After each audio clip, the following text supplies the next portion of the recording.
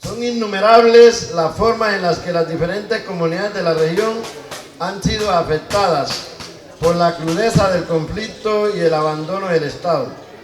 Sin embargo, se hace necesario resaltar algunas formas de victimización que por su nivel de sistematización y daños a las comunidades deben tener atención especial. Entre ellas destacamos el destierro, el despojo, el desplazamiento forzado, el control territorial, la militarización de los territorios, el asesinato, las violaciones y otras formas de violencia sexual, la amenaza y la tortura, además de otras formas de violencia económica, política y social, como la usurpación o compra forzada de tierras, sumada a los bloques económicos y provisión de alimentos que han generado desnutrición crónica y muerte de muchos de nuestros niños, adolescentes y adultos mayores. En la geopolítica uno puede decir que hay ciertas zonas básicamente ubicadas en Asia, en África y en América Latina, que son los lugares donde quedan reservas de recursos naturales.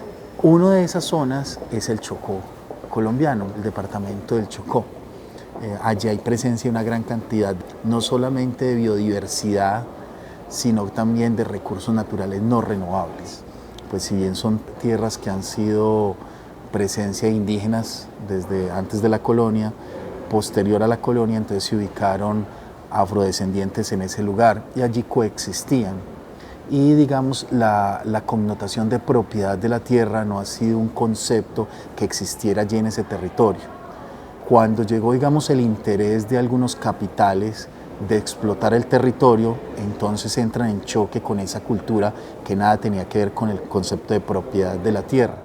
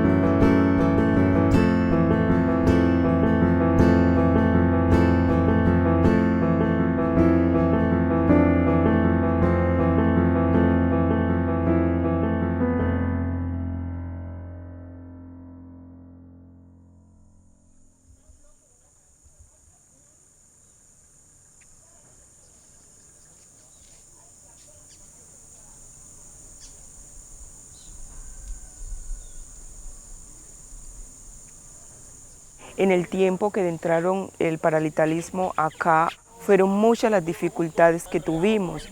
Inclusive fue un día, nosotros estábamos normalmente en la escuela y de momento vimos todo ese grupo armado, toda cantidad de gente y atemorizándonos que una cosa, que la otra. Entonces para nosotros fue muy duro porque desde allí empezamos a aguantar mucha hambre, a no tener cómo a veces lavar nuestros platos porque no podíamos salir ni al municipio de Morindó ni al municipio de Vigía a comprar nada de alimento porque por miedo a que de pronto nos fueran a matar.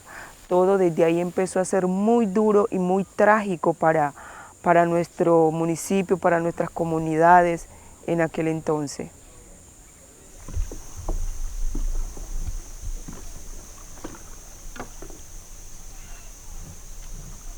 Nosotros vivíamos sin ningún problema, vivíamos sanamente en las comunidades, andamos de noche, de día, cazando, ni sentíamos ninguna dificultades.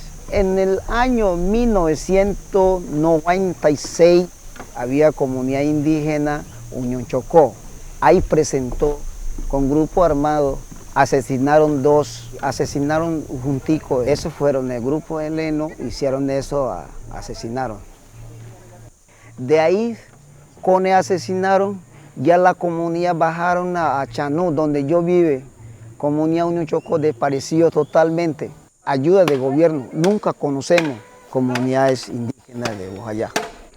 como gestión, logro, tenemos fuerzas de cabildos, tenemos función de guardias indígenas y utilizamos las medicinas tradicionales, por ejemplo el jaimanismo y creencias de indígenas. Tenemos lenguas maternas, tenemos culturas propias y autonomía propias y gobierno propias.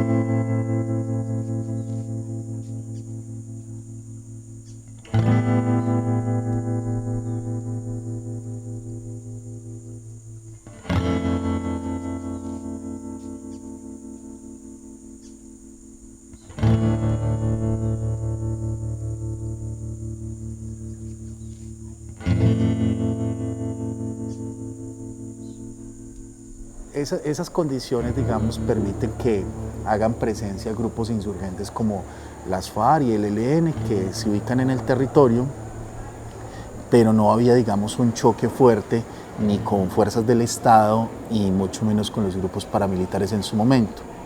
Cuando empieza, digamos, una fase de la estrategia paramilitar en Colombia, esa área geográfica entre Río Sucio, Chocó, Urabá antioqueño y una parte de Córdoba se convierte en la gran incidencia de los grupos paramilitares. Bueno, a raíz de eso se presentan grandes masacres, el río Atrato se convierte en una zona de guerra impresionante, donde valerosamente diferentes organizaciones, entre esas por ejemplo la diócesis de Quibdó, compran o alquilan un barco que se llamó el Arca de Noé, y transitaba por el río Atrato, brindando algunos alimentos que los afros, las comunidades afris ya no podían cultivar. Eso, digamos, se convierte en toda la tensión, ese gran capital interesado en ese Chocó, pagando los grupos paramilitares para sacar a los afros y los negros, y la guerrilla ubicada en el territorio, que si bien era de los afros y los negros, también terminaba compitiéndole a los intereses de ese gran capital materializado con los grupos paramilitares. Hay, digamos, cierta decisión por parte de los grupos paramilitares de enviar un contingente grande, y yo me atrevería a decir que entre Bojayá y Turbo habrían más de 15 retenes. O sea, era imposible transitar por el río Atrato, y más esa cantidad de hombres, sin que fuera conocido por el Estado y, lo que es peor, autorizado por el Estado. Cuando, digamos, eso se empieza a observar, esa tensión, la misma diócesis, organizaciones de derechos humanos, empezamos a manifestarnos sobre lo que estaba ocurriendo, a hacer llamados, alertas tempranas hizo la Defensoría del Pueblo, pero también constancias históricas hizo la Corporación Jurídica Libertad y Denuncias, Justicia y Paz y otras tantas ONGs. Y bueno, era lamentablemente una tragedia anunciada, que iban a haber combates y que en esos combates iba a estar en la mitad la población civil. Las FAREP sabemos que ninguna palabra podría describir correctamente el sufrimiento de los que perdieron a sus seres queridos. Y por ello reconocemos y expresamos nuestro dolor más profundo por el mal causado en el trágico accidente de Bojayá. Queremos que sepan que sí tenemos conciencia de lo sucedido y del dolor, y que por lo mismo nuestro horizonte moral no es el de evadir la verdad, sino el de afirmarla. Junto al compromiso ético de coherencia para el cambio colectivo, para que el país de los pobres, de los negros, de los indígenas, de las mujeres, de los niños, de los de abajo tenga vida, no más muerte, ese hecho nunca debió ocurrir.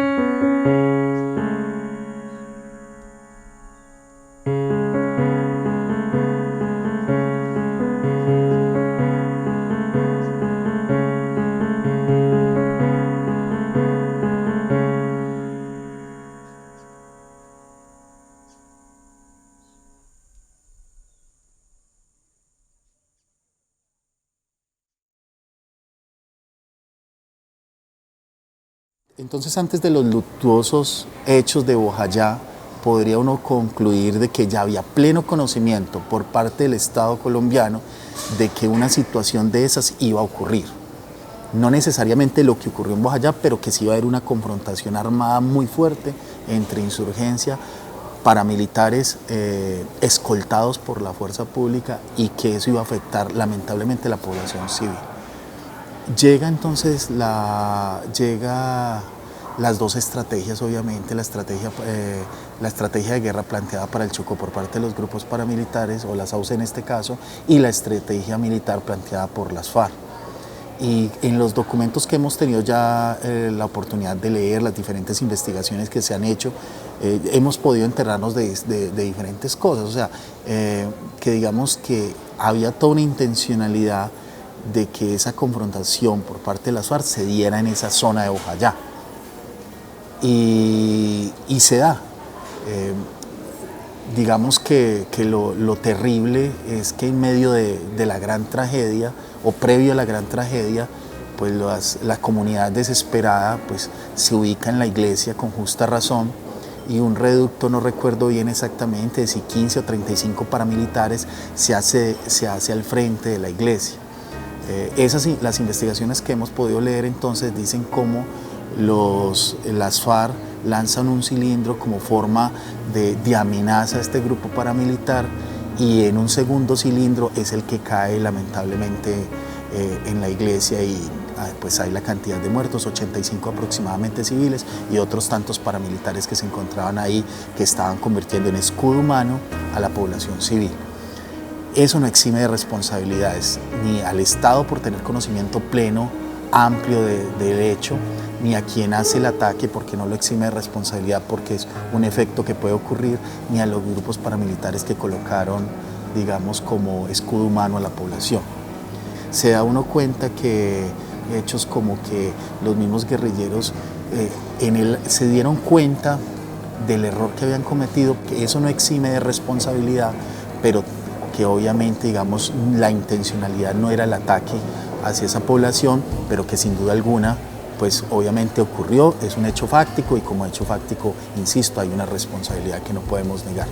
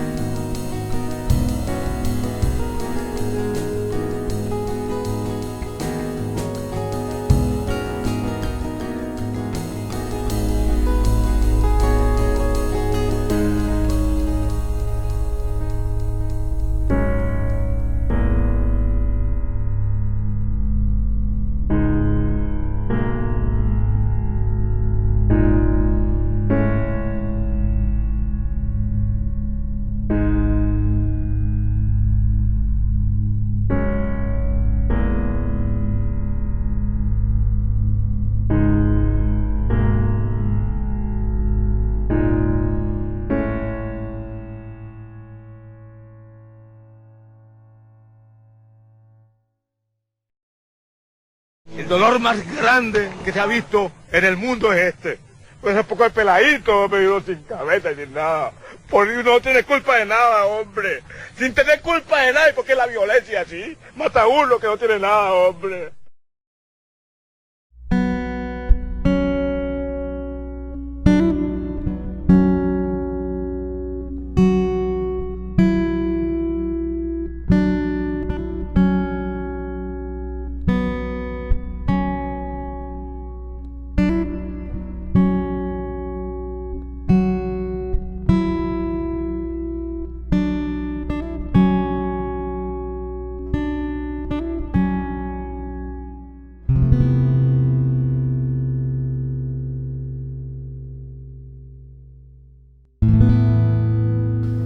Queremos que el gobierno lo mire más, porque no solamente no crean que nosotros estamos olvidados acá, nosotros somos un pueblo donde el pueblo necesita hemos sido muy estrellados de la violencia y queremos que por favor ya este es el momento que sea la paz ya. Muchos muertos han puesto ya los pueblos, pero somos muy luchadores, trabajadores y siempre vamos hacia adelante. Para todos quiero que haya paz. Y sí, me parece bueno esa charla que tienen. Me gustaría que llegaran a un acuerdo entre ellos dos, que llegaran a haber paz en este mundo, porque ay no. Incluso casi no me gusta ver noticieros, pero cuando pasan algo sobre la paz, me motiva a verlo. Si bien el autor material fueron las FARC, también digamos hay otras responsabilidades que hay que revisar. La responsabilidad del Estado por no actuar y prevenir una situación que ya se conocía que iba a ocurrir, y lo segundo, el papel de las fuerzas militares al, digamos, permitir el acceso de los grupos paramilitares al territorio y después su retirada. Hay una necesidad por parte, digamos, de todas esas partes involucradas en pedir perdón, porque el perdón no solamente puede recaer en quien actúa inmediatamente, sino de todos estos actores que estuvimos hablando es necesario que allá se solicite ese perdón. Creo que es muy importante para la realidad del país de Colombia que quede claro por parte de la comunidad y que quede claro también por parte de las FARC que haya una solicitud real de perdón y que la comunidad realmente reconozca ese perdón.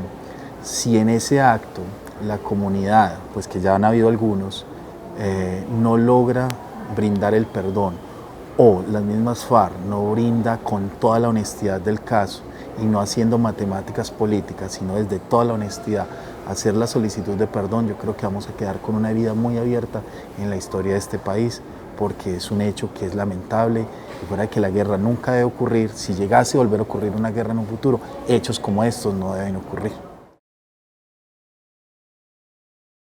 Nos colocamos al frente de todas y todos ustedes para solicitarles acepten nuestra disposición a rendir tributo y honrar la memoria de las víctimas que ha producido este largo conflicto, al que hemos sido arrastrados por el torbellino de la violencia con actos que no están en el ámbito de nuestra acción, con inimaginables consecuencias para las familiares de las víctimas y la comunidad, episodios desgarradores como los ocurridos en esta comunidad y en la que tenemos parte de responsabilidad,